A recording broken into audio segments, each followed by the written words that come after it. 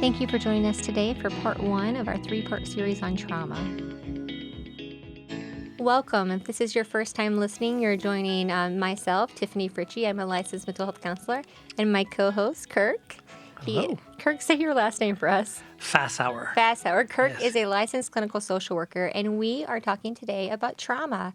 If this is your first time, Kirk and I meet on a regular basis to talk about mental health, how it intersects with mental illness, and also how we together can work to reduce the stigma of mental illness and partner to bring support and education to ourselves and to people around us. So today we're talking about a buzzword, trauma. I think everywhere we look, we see or hear or read about the impacts of trauma in children and adolescents and adults, especially with the implications related to COVID. So, Right. Kirk, I know with your role in crisis services at Peace River Center, a community mental health agency serving Polk Highlands and Hardy County, I would say the majority of what you see is trauma, right? Yeah, through our mobile crisis response team. People are in crisis for various reasons, but and having any type of emotional distress, a lot of it is trauma-based, something way back or fairly recent even. It doesn't have to be years and years ago. It could be something fairly recent. Some of the additional work that I do with trauma has to do with my work in field traumatology.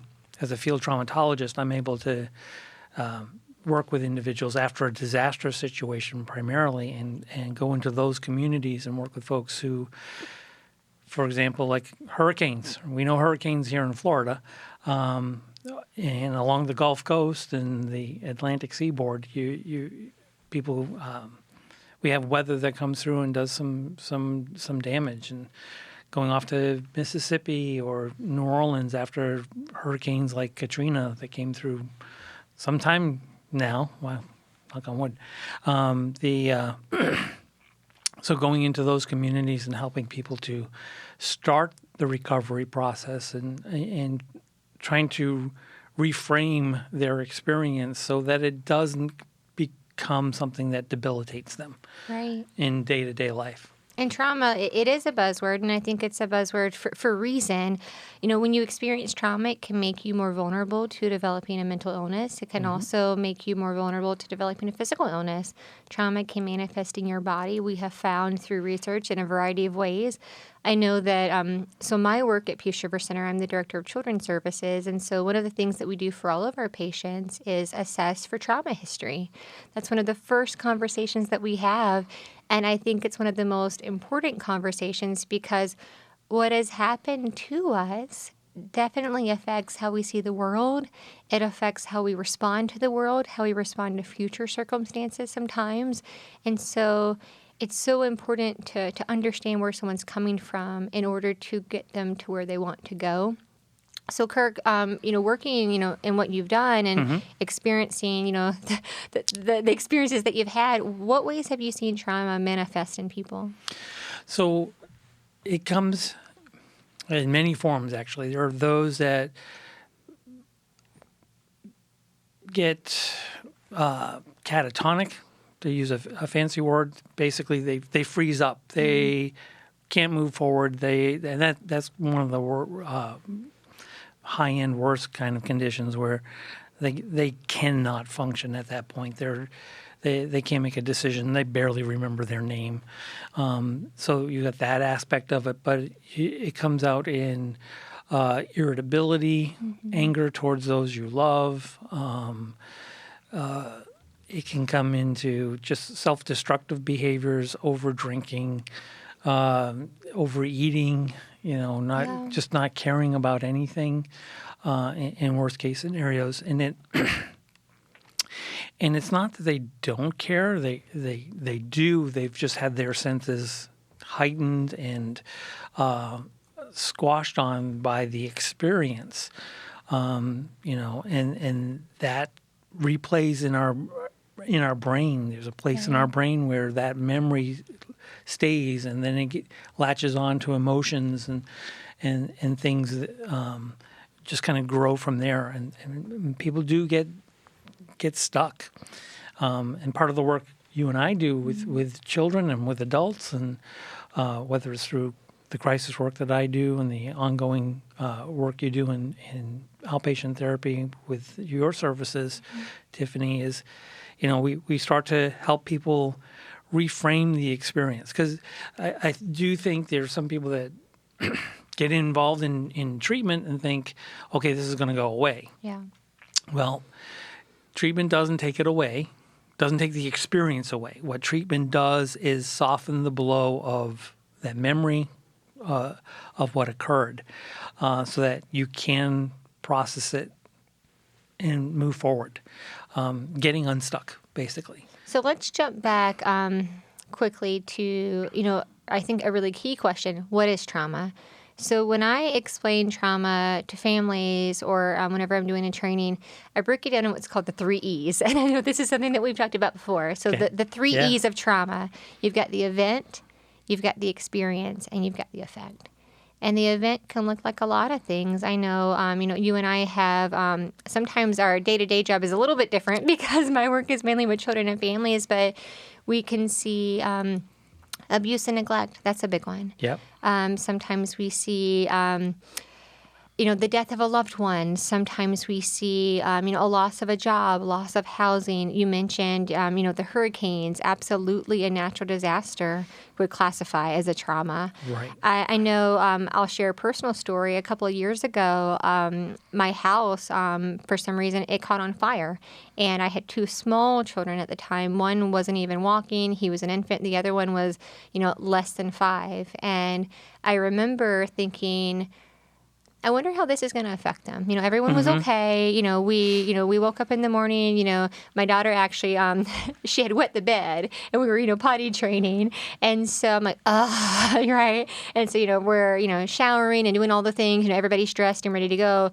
And we would not have been ready had she not had her accident. And so, we're about to walk out the door, to get ready for, work to leave. And then the alarm goes off. And we're like, well, that's weird. And then I'm thinking, because the alarm, you don't know what's triggering the alarm. And so then someone was banging on the doors, and I'm like, oh my goodness, it's 7:30. Boundaries, please. Why is someone banging on the door? Right. And so we thought, well, that's, very unusual. And so my husband's like, let me go see what's going on. And he looks outside. He, walks out the back door, and our roof is on fire, Kirk. Our entire roof. And I remember thinking, well, that's going to impact our day. And so, we did what we had to do. The fire department came out. The fire was out, in no time at all. And I remember just thinking in the back of my mind as a children's therapist, right? I wonder how this is going to impact them. I wonder, the little baby, not even walking, can't even talk, baby. But my daughter, I think she might have been 3.5 maybe. And she was fine. Totally fine. She ran up to the fire chief, and she demanded that he go back into the house to get her bike, because that was a priority. Yep. And the firefighters came out. And what was so cool that I didn't realize at the time is that they actually keep a bag of toys on their fire trucks for just an occasion as this. Nice. And so they gave both of them stuffed animals, and they gave them Frisbees, and they gave them things to play with while they were kind of stuck outside waiting. And I thought, what a trauma-informed, approach to not only meet the needs of, let me put your house, out of the fire, let's, stop the fire, but also, let me give you a toy. Let me give you something to feel I'm okay. And so I watched them very closely because, as a therapist, we're constantly right. analyzing everyone. And I remember just kind of watching for how is she going to be? What's going to happen? Just being extra mindful of her. And would you believe that the only major reaction that she had was later that day, a friend of ours let us, stay in her house. And so, we went over there, getting cleaned up. And the shower in her house didn't have a handheld attachment. And so my daughter, at our house, you take the thing off the shower head, you can wash their hair, to keep the water out of their eyes. That shower head did not. It was just a stationary one. Okay. And so as I was washing her hair, the water got in her eyes, and the breakdown happened. The tears and the screaming and all of the emotional just excess of that day came out, and it came out when she was getting her hair washed. Yeah. No complaining about the toys, no fear about the house. It was that. And, trained as a clinician, I'm specialized in trauma. I thought, what a good reminder that people go through things and they react to things, and you don't know what's going to be the trigger. Exactly. Right? And Exactly. some people go through things and you think, well, how are they still standing?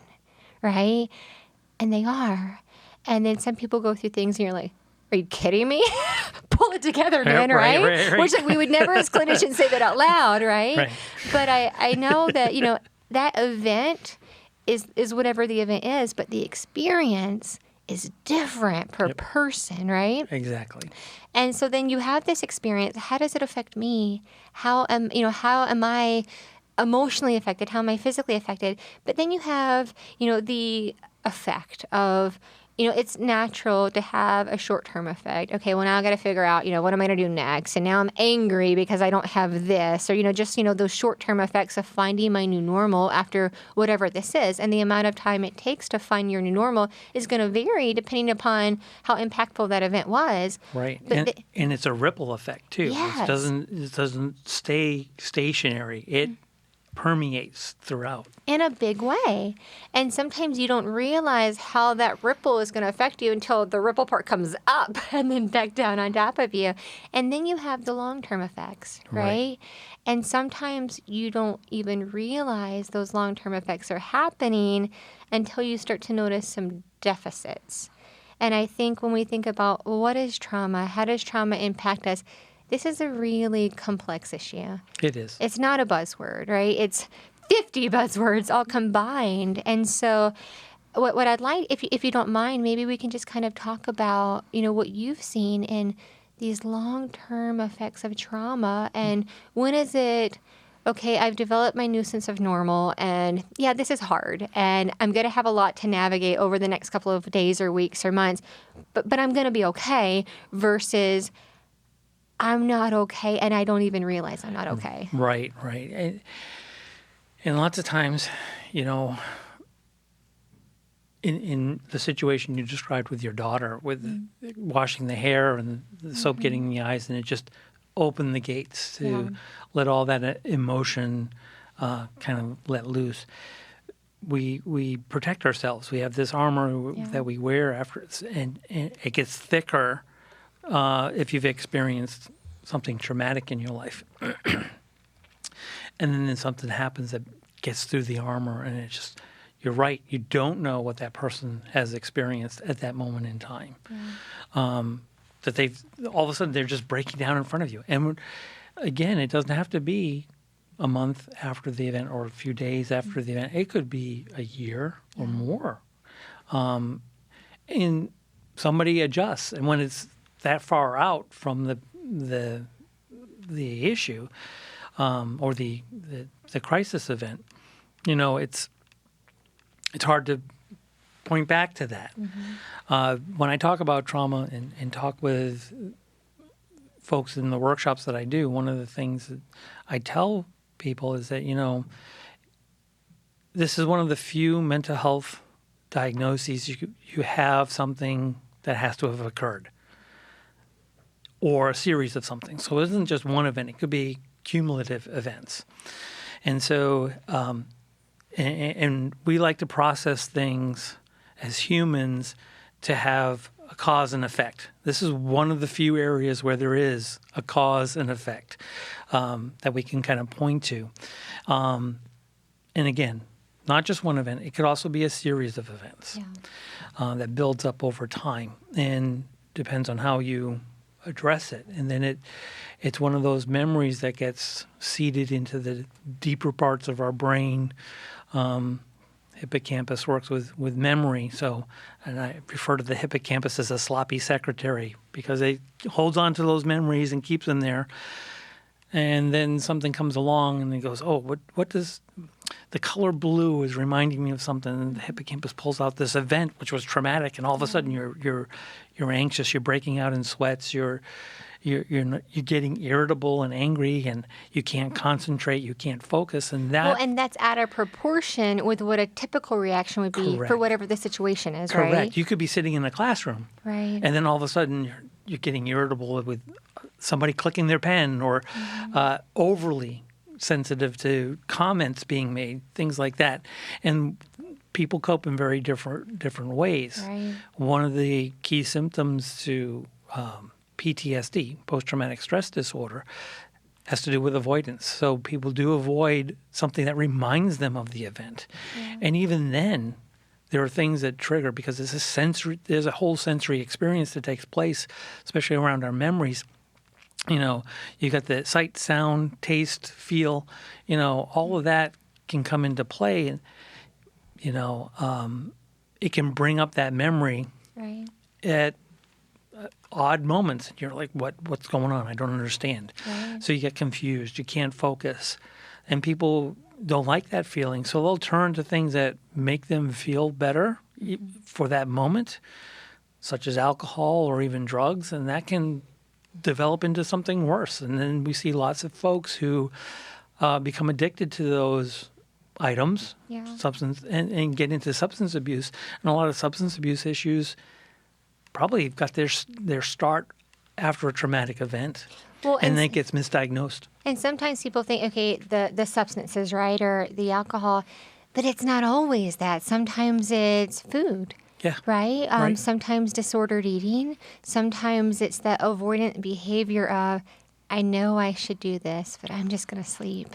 I know I should do this. I know I have this deadline, but this pressure, this anxiety is triggering, that reaction, like what you were talking about, this paper that's due, or this, deadline for work. And I cannot deal with that right now. So I'm going to sit on my couch and watch 4 episodes of something, 4 hours worth, when I could have already been done with the assignment. Right. But I can't bring myself to do it because it's almost that paralysis of the mind of like, I just need to escape. Well, and it's a flood of emotions that come out of nowhere. And it's, what do I do with this? And it's overwhelming. And avoiding that moment, avoiding that feeling that way, I'm going to binge watch whatever is on Netflix this day. Well, the other thing that I have found, and tell me if this has been true for your experience, is that sometimes, going into that survival mode, I think that our brains are so smart, and I think our bodies are so smart, and they have, built-in checks and balances to protect us, sometimes to our own detriment. Right. And I think that there's this sense of, nope, I can't handle that right now. Like, nope, not going to happen. And so, like you say, you shut down and you get into this survival mode of, I do not have the emotional energy to deal with that. So I'm going to put it on a shelf. I'm going to put it in a box because I have to survive. I do not have the luxury of processing because I have to survive, and you have to get through it. And then hopefully there's this safeguard to where once you get through your day, or once you get through whatever that deadline is, then you can take a break, you can decompress, you can unpack, and you can process it. But for a lot of us, that time never happens, right? And so then that processing doesn't happen, and trauma is not always your friend. Like, trauma is not waiting for a convenient time to pop up. It pops up whenever it wants, like in class with the pen clicking. I know for me, to self-disclose, I lost my dad when I was 15. We actually had a house fire growing up, and my dad was killed in the house fire. We lost everything that we owned, and, I did the work. I thought that I had processed through it appropriately, as much as you can. Right. And then I thought I was fine. And then I remember on my wedding day, boom, there it was. There it was. And even, I'd had those conversations of, those, who's going to walk me down the aisle, or, who's going to do this? And we figured it out, like, who's the first dance going to be? So all those conversations had happened. And I'm like, oh, yeah, I'm fine. And then I remember that morning I thought, no, I'm really not fine. Yeah. But it had been, such a long time. Like, I'm trying to think how long I've been married. This is embarrassing. I can't remember exactly the years right now. Math is hard, Kirk. But over a decade of like, I thought I was okay. And I think sometimes that's such a good reminder that sometimes anniversaries will happen or big life events. And then I thought I was okay for a while. And then I had my first child. and this big realization of, growing up, both of my grandfathers had passed away before I was born. And I grew up with wonderful grandmothers that adored me and all the things, right? But I had never had a grandpa.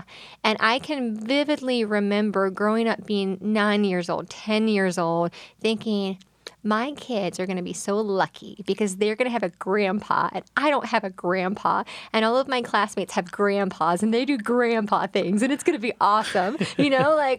But like that's what I vividly remember sitting by my fireplace thinking like, this is going to be the coolest thing for them ever. I can't wait to have babies. And then I forgot all about that. And then I remember when I had my first child, that memory came back in a flood. And I remember thinking like, well, man, well, that stinks. Like they're not going to have my dad as a grandpa. No, I was so fortunate enough that my husband, his father is alive, and he has been the best grandpa, above and beyond. And so like my kids, they do have that. But I remember thinking like, it's so interesting that even when you've done the work and even when you believe, the best of your ability that you've processed the trauma, it still comes up sometimes with life experiences. And I think, well, how do you handle that? Because I think it's not enough to acknowledge that you've gone through trauma, which that is a step for sure. Right. I think the other side of that is, what do you do when it pops up? How do you allow the memory to come, because that's part of your story, right? Right. Without allowing that memory to control your emotions and without allowing that memory to control your actions, because we are not victims, right? We are survivors of our circumstances and we are overcomers of those circumstances. I will not be a victim. And so how do I get to a place to where my trauma is a part of who I am, because it is, but it doesn't hold me back from who I can be. Right. And so I know for me, the biggest thing has been to find joy in today, to find joy in tomorrow, because there is sadness everywhere that you look. There is. Mm-hmm. But there is also abundant joy if you look for that as well, right? Exactly. Thank you for joining us today. If you enjoyed our show, please hit that like and subscribe button. And if you or somebody you know is struggling with any type of trauma, here in Central Florida, if you call us locally at 863-519-3744, or you can call the national number 988.